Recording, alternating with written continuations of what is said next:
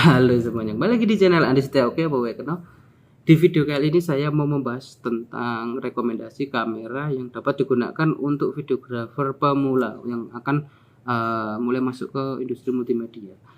Nah, di video sebelumnya saya sudah bikin tentang fokus ke fotografinya. Jadi yang sebelumnya di fotografi, di sini sekarang saya akan membahas tentang videografinya. Jadi untuk mungkin beberapa kamera ini untuk kualitas fotonya biasa aja, tapi untuk videografinya mungkin dia punya keunggulan di sana gitu ya. Nah, tanpa berlama-lama langsung aja kita ke kamera yang pertama.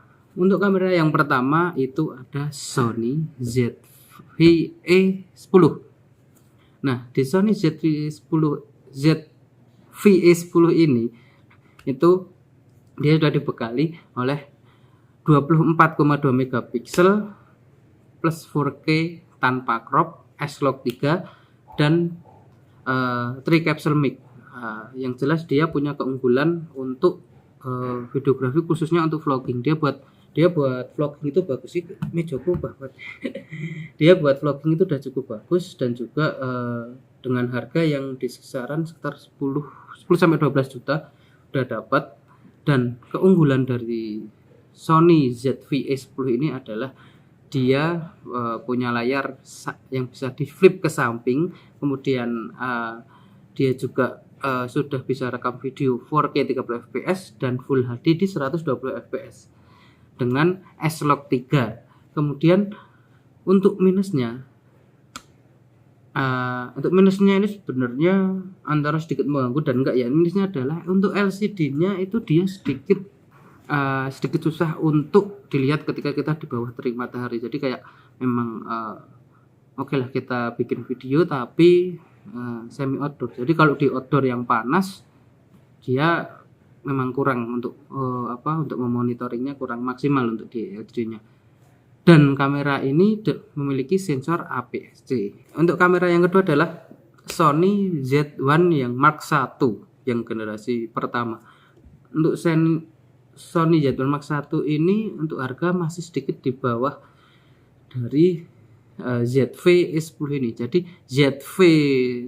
ZV1, sorry kita keliru aku maksudnya, ZV1 Mark I itu harganya sekitar 1 juta atau 2 juta lebih murah dari ZV-E10 di 9,5 sampai 11 juta.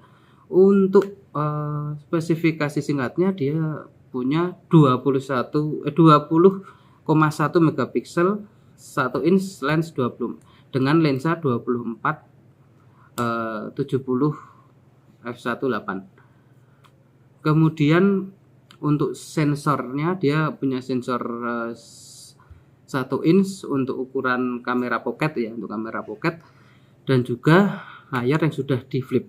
Tapi di sini juga tidak ada viewfinder, namun dia bisa untuk buat video di 24 di 4K 30 fps dan juga Full HD di 120 fps, dan ada ND filter internalnya. Jadi ini adalah kamera pocket. Memang ini adalah kamera pocket yang memang buat untuk seru-seruan aja, untuk kemudian untuk untuk vlogging. Tapi kalau mau bikin sinematik kan juga ini udah bisa gitu. Kemudian untuk kekurangannya yaitu tadi dia adalah kamera pocket yang dimana lensanya kalian tidak bisa untuk mengganti lensa yang lain. Jadi ya udah pakai lensa bawaan. Tapi kamera ini cukup easy to go. Ya kui lah ini isi tugu lah. Jadi kalian pergi deh langsung dikantongin aja, jalan kira-kira ada momen yang cukup menarik, kalian mau bikin video sinematik ala-ala keliling kota atau apa, tinggal keluarin kameranya, take video, jalan lagi, pindah tempat lagi, take video lagi, beres. Simple banget pakai kamera ini, memang istimewa Sony.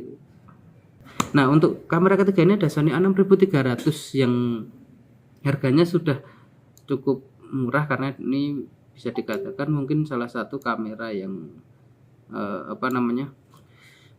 yang cukup legend juga ya. Jadi dia udah kamera yang cukup lama tapi masih powerful di 2026 ini. Jadi bentar golek kepean deh. Nah, untuk Sony A6300 ini dia sudah di 24,2 megapiksel 4K video S-Log 2 dengan harga udah discontinue sih, paling harga bekasnya sekitar di berapa ya, 8 sampai mungkin 10, bahkan mungkin di bawah 10 juta karena ini kameranya bekas. Nah, untuk kelebihannya walaupun dia pakai sensor APS-C, bodinya itu istilahnya wawet banget. Jadi kayak tahan banting ya, walaupun aja dibanting lah ya. Jangan dibanting. Jadi tahan banting, dia istilahnya buat hujan-hujanan gerimis itu masih aman, buat di panas terik yang berdebu masih cukup aman gitu. Dan untuk layarnya dia sudah bisa dia belum bisa, dia masih kayak Sony A6000. Dia di tilt 90 derajat, jadi cuma bisa lurus. Jadi buat ambil angle, low angle, high angle bisa lah buat ngintip-ngintip di monitornya. Kalau misalkan, dan juga kalau misalkan panas terlalu terik, kalian bisa pakai viewfindernya. Dan untuk kualitas videonya dia udah bagus, sudah di 4K 30 fps dan juga Full HD 120 fps dengan S-Log Pro. Dan minusnya adalah akan mudah overheat kalau kalian buat record video lama. Nah, solusinya bagaimana? Solusinya mungkin kalian ambil di Sony A6400. Karena di Sony A6400 itu saya pernah record 2,5 jam tambah record 3 jam nonstop, karena untuk live live preview kita record backup itu sekitar 3 jam untuk di memorinya, ya mungkin 3 jam lebih 5 menit karena ada waktu dimana saya harus ganti memori dan kamera tidak boleh mati, itu ada sekitar 3 jam tapi di ruangan ber-AC, itu Sony A6400. Dan saya juga sering pakai Sony A6400 untuk untuk streaming. Nah, tapi di sini Sony A6400 tadi saya masukkan ke rekomendasi kamera fotografi. Begitu. Selanjutnya ada di nomor 4 itu ada EOS R50. Untuk EOS R50 ini dia masih 11-12 harganya dengan tadi yang ada di awal Sony ZV-E10. Ada di harga 11 juta sampai dengan 13 juta rupiah dengan kualitas yang hampir sama dengan Sony A6400. Dia di 24,2 megapiksel 4K. Kemudian ada AI autofocus. Udah ada AI-nya ini. AI tipis tapi kan dengan sensor yang juga APS-C dan juga layarnya bisa diputar-putar. Dia bisa dibuka ke samping, bisa diputar-putar. Dan juga untuk kamera untuk kualitas videonya dia sama, masih di 4K 30 fps dan juga Full HD 120 fps. Cuma di sini kita akan sedikit kesusahan ketika akan mencari lensa untuk Sony EOS R50 karena untuk lensa RF seri ini cukup terbatas, tapi kalian bisa mengakalinya pakai converter yang dijual bebas di pasaran. Dan untuk rekomendasi yang terakhir itu ada Fuji X-M5. Fuji X-M5 ini 11-12 juga dari EOS R.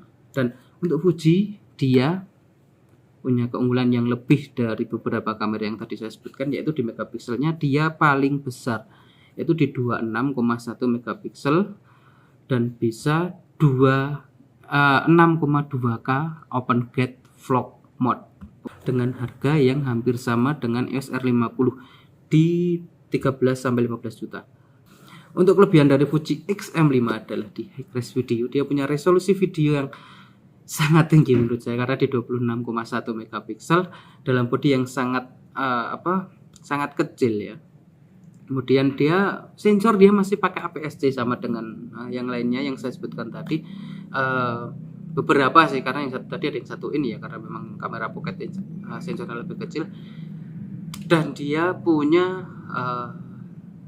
3 mic kayak ini, seperti ZV-E10 itu hampir sama kayak itu untuk kualitas mic-nya.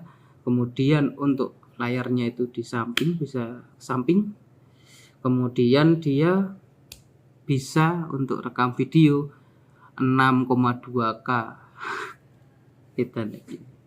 Ya enggak sih, ini untuk tahun-tahun ini udah cukup apa ya, cukup wajar sih untuk 6K 6,2K 30 fps, dan juga dia 4K 60 fps itu udah standar sih. Kemudian Full HD di 240 fps, dan minusnya adalah untuk Fuji itu setting dari kameranya cukup susah, karena saya pribadi jarang atau hampir tidak pernah pakai Fujifilm, karena saya pakainya di circle saya adalah Sony. Jadi ketemunya ikut vendor A dapatnya Sony, vendor B Sony, mungkin nanti dapetnya Canon, jadi jarang pakai Fuji gitu.